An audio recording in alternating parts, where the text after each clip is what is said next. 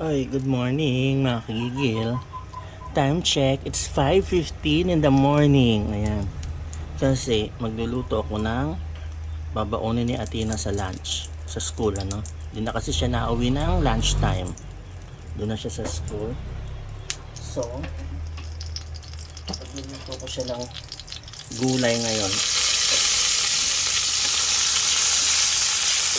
Hindi naman kasi pwede puro na lang hotdog o spam mapapakain nyo sa anak nyo, no?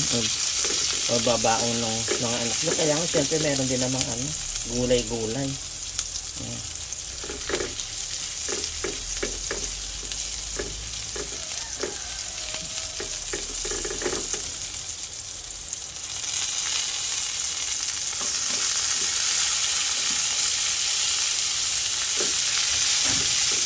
Gumamit ako ng white onion kasi ayaw ni Athena yung red.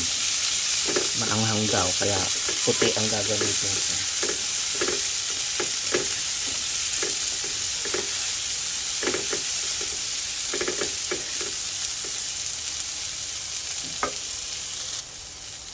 Sunod na natin kamatis.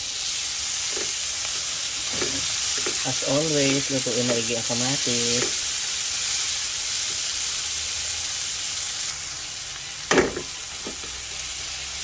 Durugin natin kamatis, Yan. Lagyan na natin yung ating ampalaya.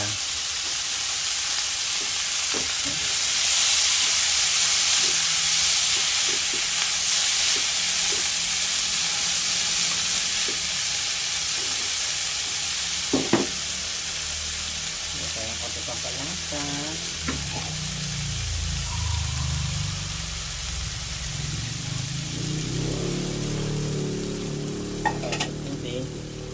Para palambutan ng konti yung ating ampalaya na.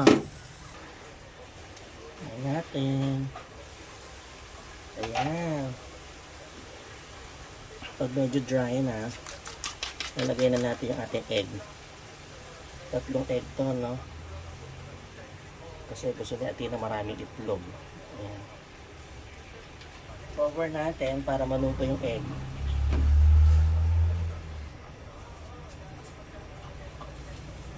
Ayan. Tapos pwede natin halo-haloin yan.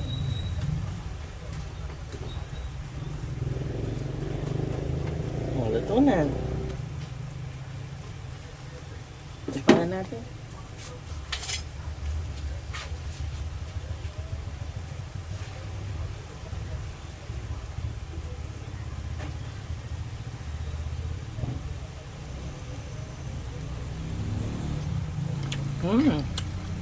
Okay na.